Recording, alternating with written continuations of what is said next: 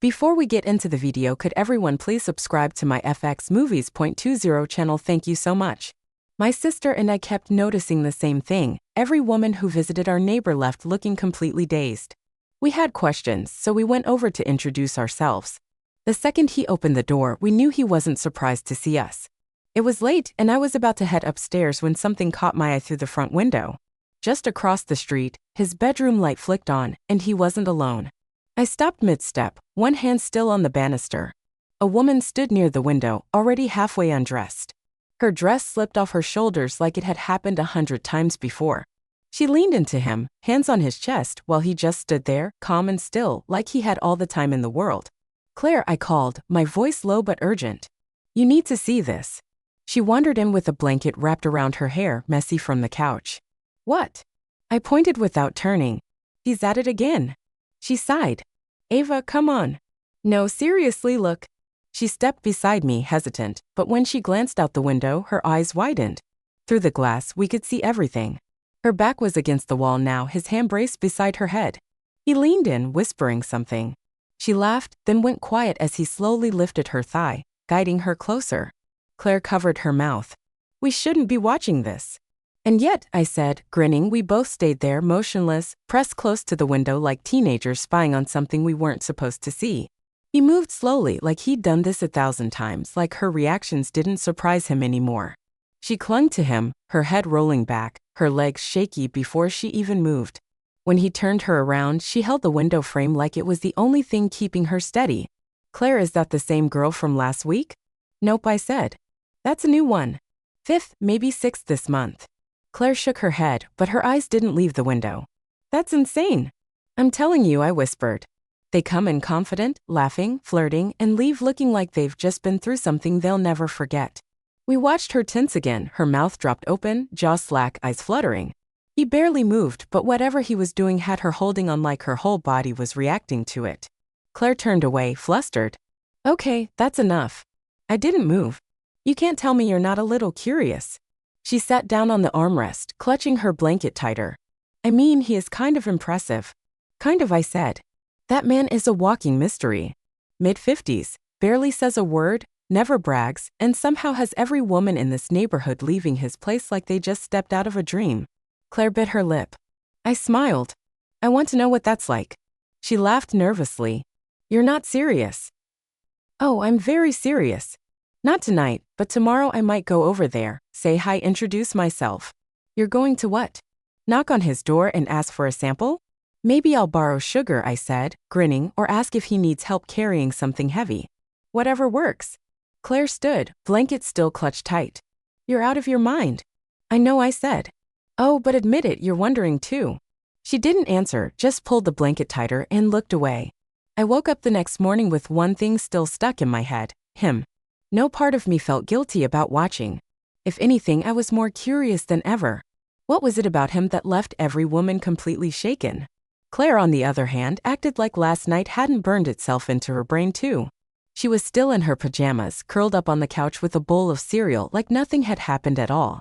I leaned in the doorway, arms crossed, and said casually, "I'm thinking now's a good time." She didn't look up. "Good time for what?" "You know what," I sighed, already bracing myself. "You were serious completely." "Ava," she groaned. "You cannot just knock on some man's door because you liked what you saw through his window." "First of all," I said, grabbing my keys, "it's not just what I saw, it's what I've seen repeatedly, consistently. And last night, that sealed it."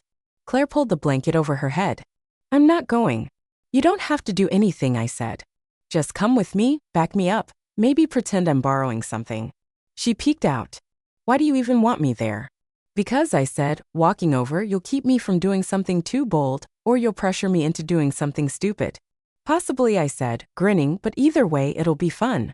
She rolled her eyes, but I could tell she was folding. When she stood, arms crossed tight, I tossed her a hoodie. A few minutes later, we were crossing the street. My heart thudded, not from nerves, just anticipation. Claire stayed a step behind me the whole way. I knocked once. The door creaked open almost immediately. He stood there, barefoot, shirt halfway buttoned, hair still damp from a shower. The way he looked at us, like he already knew exactly who we were, was wondering when we'd finally meet. He looked at us like he already knew why we were there. I didn't miss the way his eyes moved just once from me to Claire, then back again, calm and measured, like he'd been waiting. "Hey," I said, keeping my voice light. "Sorry to just show up. We were out for a walk and figured we might as well say hi." Claire stood just behind me, arms crossed, hoodie pulled tight, like she wanted to disappear. He nodded once. "Nice of you to stop by."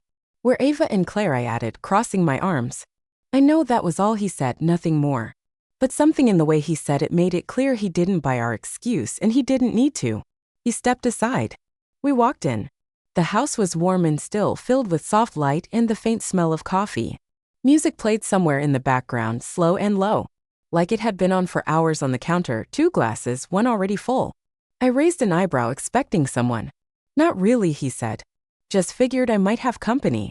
I shot Claire a look. She pretended not to notice. He handed me the glass.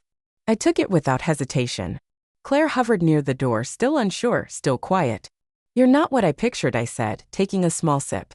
"Neither are you," he smirked. "And what did you picture?" His tone didn't change. People who watch that closely usually avoid eye contact. The next day, Claire flinched. You saw us." "It's a window," he said, "not a one-way mirror." I laughed, quiet and sharp. "Fair." He dropped onto the edge of the couch like it was nothing, arms resting on his knees. Claire still hadn't moved. "You can go anytime," he said gently, looking her way. "No pressure." She didn't answer, just stayed where she was, eyes flicking between us. I leaned on the back of the couch, facing him. "You get a lot of fake excuses at your door?" He looked up at me and smiled, calm and sure. "I leave the window open for a reason." I didn't back away. I got closer. I leaned against him, one leg draped casually across his lap, fingers resting lightly on his shoulder. He didn't move, just let his hand settle on my thigh like he'd been expecting me. Claire's voice cut through the quiet. "You're actually doing this?" I looked over at her, still standing near the door. "You act like I dragged you here." "You kind of did." "Then go," I said simply, "or stay and admit you're not just here for me." She shook her head. "He's a stranger, Ava. Number 1, he's the man who's had every woman in this neighborhood leaving his house like they forgot what year it was, including the one we watched last night." He raised an eyebrow just slightly. "I try to make sure they don't forget me." Claire flinched at that, but her eyes stayed locked on his. I stood up slowly, walked over, and took her hand. She froze. I felt her pulse jump under my finger. "You don't have to do anything," I said quietly, "but don't lie to yourself either." Then I guided her forward, step by step, right in front of him. He looked up at her, calm, steady, unreadable, then leaned in and kissed her. Claire let out a shaky breath when his mouth touched hers, but after a heartbeat, she pulled back, her face flushed. I didn't hesitate. I stepped in, brushing past her, and kissed him with full intent, no guessing, no pause. I made it clear what I wanted. His hands moved to my hips, steady and deliberate. When I leaned back, neither of us said a word. I reached for the hem of my dress, and he mirrored me. We slipped out of them like it wasn't the first time we'd done this with someone. Then I moved closer, hands still resting on him. His breathing shifted. I took my time, tracking every change in his body, the way his shoulders tightened, how his grip tensed slightly against the cushion. I wanted to feel everything he was holding back. Behind me, something changed. He looked past me and offered a hand. Claire stood there still, holding her dress like a shield, hovering between stepping forward and walking out. He didn't say a word, just nodded. CLA moved toward us, slow and cautious, but not resisting. He kissed her again softly. This time she didn't pull away. His hand slid behind her neck, grounding her, while his other hand helped ease the dress from her shoulders.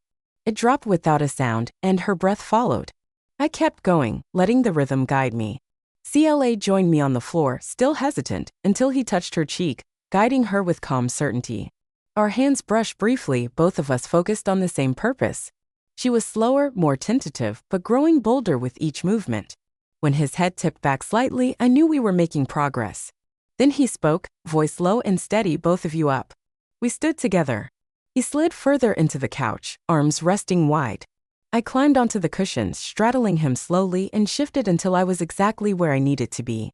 The moment his lips met my skin, my grip tightened. His movements were deliberate, focused, unrushed, endlessly skilled. I tilted my head back, breathing through it.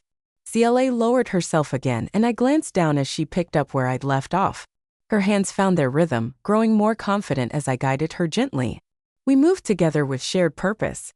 His attention didn't falter, Every motion built on the last, sending waves through my legs, tightening everything in me. My balance wavered, but I didn't want him to stop, not when he was this close to undoing me. Then CLA inhaled sharply. He touched her, encouraging her up. She stood and let him guide her into his lap. His hands steadied her at the waist. I stepped back, brushing a hand along her spine as she settled above him. She closed her eyes and let gravity do the rest. She shifted slowly, adjusting with each motion. His hands supported her, one at her back, the other bracing her hips. Her breath turned uneven, her focus locked on him. She leaned in, gripping his shoulders for balance as her movements grew stronger. Then her body tensed. Her head fell against him, her back arching just enough to show us everything we needed to know. She didn't speak, she didn't need to. He held her a moment longer, then stood with her in his arms and carried her to the cushions, lowering her with care. Then he turned to me. I was already ready, facing away, breath already shallow. He stepped behind me and took hold, guiding us into a rhythm that took over without hesitation. His hands were sure, his pace steady but firm. CLA lay nearby, watching through half-closed eyes, still catching her breath. I smiled at her, then the pressure shifted. I gasped, grabbing at the couch for balance. Every second pulled me deeper into it. He knew where to go, how to keep me right on the edge. When he angled just right, my back arched and everything inside surged forward. It hit fast and clean, shaking through me. I leaned forward, eyes shut, barely together by the pace he kept. Still, he didn't slow down. If anything, he was just getting started. He turned to Claire, gently lifting her once again and laying her flat. She barely had a second before he joined her, moving with even more urgency.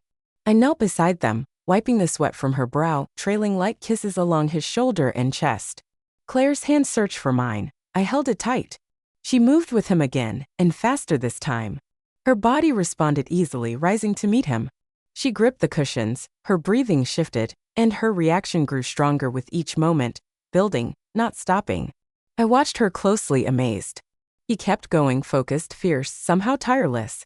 His stamina didn't just impress, it overwhelmed. It felt like he could keep going forever, and part of me believed he might.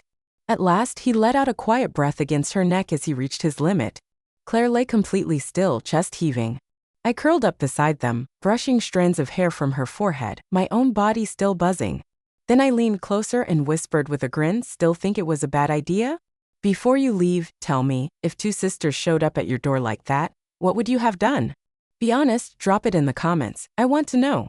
And while you're here, like, subscribe, and turn on notifications so you don't miss what's next. Thanks for watching.